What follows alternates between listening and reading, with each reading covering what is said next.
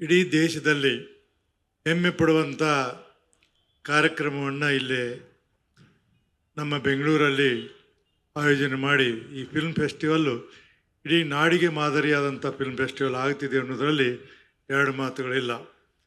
ಮುಖ್ಯಮಂತ್ರಿಗಳಾದಾಗಿಂದ ಸಿನಿಮಾದ ಬಗ್ಗೆ, ಸಿನಿಮಾದಲ್ಲಿ ಕೆಲಸ ಮಾಡೋರ ಬಗ್ಗೆ, ಸಿನಿಮಾದಲ್ಲಿ ಪಾತ್ರವಹಿಸೋರ ಬಗ್ಗೆ ಅನೇಕ ಸಂಕಷ್ಟಗಳನ್ನು ಸಾಧು ಕೋಕಿಲ ನನ್ನ ಮುಂದೆ ಬಂದು ಎಕ್ಸ್ಪ್ರೆಸ್ ಮಾಡಿದರು. ಆ ಹಿನ್ನೆಲೆಯಲ್ಲಿ ಒಂದು ಮಾತನ್ನು ಹೇಳಿದರು ಅವರು. ಕಲಾವಿದರಿಗೆ ಏನಾದರೂ ತೊಂದರೆ ಆದರೆ, ಏನು ಕಾಯಿಲೆ ಆದರೆ 75,000 ರೂಪಾಯಿಯನ್ನು ಕೊಡ್ತೀವಿ ಸರ್ಕಾರದವರು. ನಾವು ಮುಖ್ಯಮಂತ್ರಿಗಳ ವಿನಂತಿ ಮಾಡಿದಾಗ ಅವರು ಸಾಧು ಕೋಕಿಲ 1 ಲಕ್ಷ ರೂಪಾಯಿ ಕೇಳಬೇಕಂತ ಮಾಡಿದ್ದು ಕಾಣ್ತದೆ. ಮುಖ್ಯಮಂತ್ರಿಗಳು 1.5 ಲಕ್ಷ ರೂಪಾಯಿ ಕೊಟ್ಟರು ಅನ್ನೋಂಥ ಒಂದು ಹೇಳಿದರೆ ನಿಜವಾಗಿ ನಮ್ಗೆ ಭಾಳ ಹೆಮ್ಮೆ ಅನ್ನಿಸ್ತಿದೆ, ಅಭಿಮಾನ ಅನ್ನಿಸ್ತಿದೆ. ಅಂದರೆ ಅವರು ಸಿನಿಮಾ ಪ್ರಪಂಚದಲ್ಲಿರುವಂಥ ಜನರಿಗೆ ಎಷ್ಟೊಂದು ಉತ್ಸಾಹವನ್ನು ಕೊಡ್ತಾರೆ ಅನ್ನೋದನ್ನು ಬೇರೆ ಹೇಳಬೇಕಾಗಿಲ್ಲ. ಇದು ಒಂದು. ಇವತ್ತು ಸಿನಿಮಾಗಳು ಅವರು ನಮ್ಮ ಇರ್ಸದ್ ಹೇಳುವಾಗ ನಮಗೆ ನೆಮ್ಮದಿ ಅನ್ನೋದು ಜೀವನದಲ್ಲಿ ಭಾಳ ಕಡಿಮೆ ಎಲ್ಲರಿಗೂ. ಭಾಳ ಜನರಿಗೆ ನಾವು ನೋಡಿಲ್ಲ, ಎಷ್ಟು ಜನ ಇದೀವಿ ನಾವು, ಎಷ್ಟು ಜನ ನಾವು ನೆಮ್ಮದಿಯಿಂದ ಇರ್ತೀವಿ ಅನ್ನೋದನ್ನು ವಿಚಾರ ಮಾಡಿದ್ರೆ ಭಾಳ ಕಷ್ಟದ ದಿನ ಅನ್ನೋದನ್ನು ನಮಗೆಲ್ಲರಿಗೂ ಮನವರಿಕೆ ಆಗಿದೆ. ಅಂಥದ್ರಲ್ಲಿ ಇವತ್ತೇನು ಸಿನಿಮಾಗಳು ಬರ್ತಾವೆ, ಸಿನಿಮಾ ನಾವು ನೋಡೋಕೆ ಹೋಗ್ತೀವಿ, ಆವಾಗ ಕನಿಷ್ಠ 3ರಿಂದ 3.5 ತಾಸು ಜಗತ್ತಿನ ಭ್ರಮೆಯನ್ನೆಲ್ಲ ಮರೆತು ಮಾನಸಿಕವಾದಂಥ ನೆಮ್ಮದಿಯನ್ನು ನಾವು ಪಡ್ಕೋಬೇಕಂತಂದ್ರೆ ಅವು ಸಿನಿಮಾ ಟಾಕೀಸ್ಗಳು, ಸಿನಿಮಾ ಅನ್ನೋದನ್ನು ಭಾಳ ಅಭಿಮಾನದಿಂದ ಹೇಳಿ ಇಷ್ಟಪಡ್ತೀನಿ.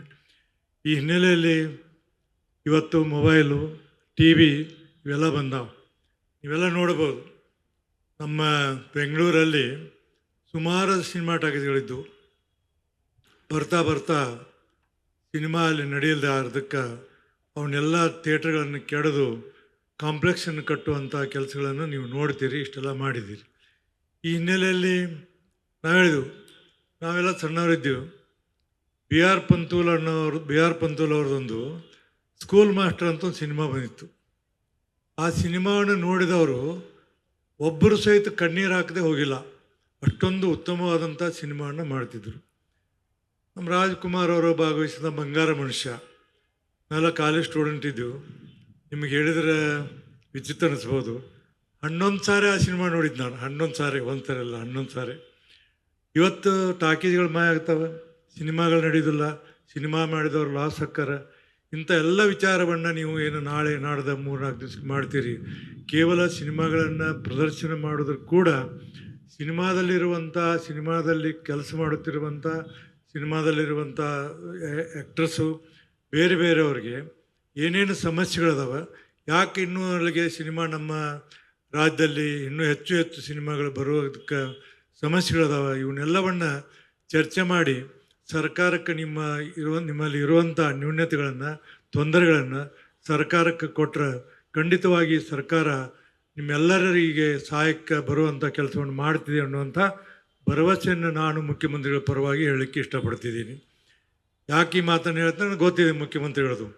ಮುಖ್ಯಮಂತ್ರಿಗೆ ಏನಾದರೂ ಒಂದು ಮನದಟ್ಟಾದರೆ ಅದರಲ್ಲಿ ಅವರು ಈ ಸಾಂಸ್ಕೃತಿಕ ಕಾರ್ಯಕ್ರಮಗಳಿಗೆ, ಸಿನಿಮಾಗಳಿಗೆ, ನಾಟಕಗಳಿಗೆ ಭಾಳಷ್ಟು ಪ್ರೋತ್ಸಾಹ ಕೊಡುವಂಥ ಮುಖ್ಯಮಂತ್ರಿಗಳು. ಇಷ್ಟೆಲ್ಲ ವರ್ಷದಿಂದ ಮುಖ್ಯಮಂತ್ರಿಗಳ ಕೆಲಸ ಮಾಡಿದ್ದಾರೆ. ಆ ಹಿನ್ನೆಲೆಯಲ್ಲಿ ನಮ್ಮ ಟಾಕೀಸ್ಗಳು ನಡಿಬೇಕು, ಸಿನಿಮಾಗಳು ನಡಿಬೇಕು, ಸಿನಿಮಾಗಳನ್ನು ನೋಡಬೇಕು. ಜನ ಇವತ್ತೇನೆಂದರೆ ಈ ಮೊಬೈಲ್ ಬಂದದ್ರಿಂದ ಇಲ್ಲೇ ನಾವು ಸಿನಿಮಾ ನೋಡುವಂಥದ್ದನ್ನು ಎಷ್ಟೋ ಸರಿ ನಾವು ನೋಡ್ತೀವಿ. ಇದೆಲ್ಲ ಆಗಬಾರ್ದು. ಸಿನಿಮಾ ನಡಿಬೇಕು. ಸಿನಿಮಾ ಮಾಡುವಂಥ, ಅದರಲ್ಲಿ ಕನ್ನಡದಲ್ಲಿರುವಂಥ ಉತ್ತಮವಾದಂಥ ಸಿನಿಮಾಗಳು ಇನ್ನಷ್ಟು ಹೆಚ್ಚಿಗೆ ಬರಬೇಕು. ಹೆಚ್ಚಿಗೆ ಬರಬೇಕಾದ್ರೆ ಏನು ಮಾಡಿದ್ರೆ ಎಲ್ಲ ರೀತಿಯಿಂದ ಸಹಕಾರವನ್ನು ಕೊಡಬೇಕಾದಂಥವ್ರು ನಾವು. ಸಹಕಾರ ಕೊಡೋದ್ರಿಂದ ಸಿನಿಮಾ ಟಾಕೀಸಿಗೆ ಹೋಗಿ ಸಿನಿಮಾ ನೋಡಿ ಅವ್ರಿಗೆ ಪ್ರೋತ್ಸಾಹ ಕೊಡುವಂಥ ಕೆಲಸವನ್ನು ಮಾಡಿದರೆ ಇಂಥ ಕಾರ್ಯಕ್ರಮಗಳು ಸಾರ್ಥಕ ಆಗ್ತವೆ ಅನ್ನುವಂಥ ಭಾವನೆ ನನ್ನದಾಗಿದೆ. ಏನೇ ಇದ್ದಿರಲಿ, ಸಾಧು ಕೋಕಿಲ ಅವರು ಬಂದು ನಮಗೆಲ್ಲ ವಿನಂತಿ ಮಾಡಿದಾಗ, ವಿಚಾರ ಹೇಳಿದಾಗ, ಇಂಥ ಕಾರ್ಯಕ್ರಮದಲ್ಲಿ ನಡೆಯುವಂಥ ಏನು ಮಾತುಗಳದವ, ಬೇರೆ ಬೇರೆಯವರು ವಿಚಾರಗಳದವ, ಅವನ್ನೆಲ್ಲವನ್ನು ತಿಳಿದುಕೊಂಡು ಬರುವಂಥ ದಿನಮಾನದಲ್ಲಿ ಕರ್ನಾಟಕದಲ್ಲಿ ನಡೆಯುತ್ತಿರುವಂಥ ಚಲನಚಿತ್ರಕ್ಕೆ ಎಲ್ಲ ರೀತಿಯಿಂದ ಪ್ರೋತ್ಸಾಹ ಕೊಡಬೇಕಾದದ್ದು ಜನಸಾಮಾನ್ಯರ ಕರ್ತವ್ಯ, ಈ ನಾಡಿನ ಜನರ ಕರ್ತವ್ಯ ಅನ್ನೋದನ್ನು ನಾವು ತಿಳ್ಕೋಬೇಕಾಗ್ತಿದೆ. ಆ ರೀತಿ ಪ್ರಕಾಶ್ ಅವರು ಹೇಳಿದರು, ಅನೇಕ ವಿಚಾರಗಳನ್ನು ಹೇಳಿದರು. ಹೊರರಾಜ್ಯದಿಂದ ಸಿನಿಮಾ ಬರಲಿ, ನಮ್ಮ ಸಿನಿಮಾ ಬರಲಿ, ಇವಕ್ಕೆಲ್ಲಕ್ಕೂ ಒಂದು ಉತ್ತಮವಾದಂಥ ರೀತಿಯಿಂದ ನಾವು ಅವನು ಉಳಿಸಿ ಬೆಳೆಸುವಂಥ ಕೆಲಸವನ್ನು ಮಾಡಿದರೆ ಈ ಕಾರ್ಯಕ್ರಮ ಮಾಡಿದ ಸಾರ್ಥಕ ಆಗ್ತಿದೆ ಅನ್ನುವಂಥ ಮಾತನ್ನು ಹೇಳಿ, ಇದೊಂದು ಭಾಳ ಅತ್ಯಂತ ಉತ್ತಮವಾದಂಥ ಕಾರ್ಯಕ್ರಮ ಮತ್ತು ಅತ್ಯಂತ ಶ್ರೇಷ್ಠವಾದಂಥ ಕಾರ್ಯಕ್ರಮ. ಇದರಿಂದ ಈ ಕರ್ನಾಟಕದಲ್ಲಿದ್ದಂಥ ಕನ್ನಡ ನಾಡಿನ ಕನ್ನಡ ಜನತೆಯ ಆಶಯ ಆಕಾಂಕ್ಷೆಗಳಿಗೆ ಸ್ಪಂದಿಸುವಂಥ ಕಾರ್ಯಕ್ರಮದಾಗಿದೆ ಅನ್ನುವಂಥ ಭಾವನೆಯನ್ನು ವ್ಯಕ್ತಪಡಿಸಿ ನಿಮ್ಮೆಲ್ಲರಿಗೂ ಶುಭವನ್ನು ಕೋರಿ ನಾನು ಮಾತನ್ನು ಮುಗಿಸ್ತೇನೆ.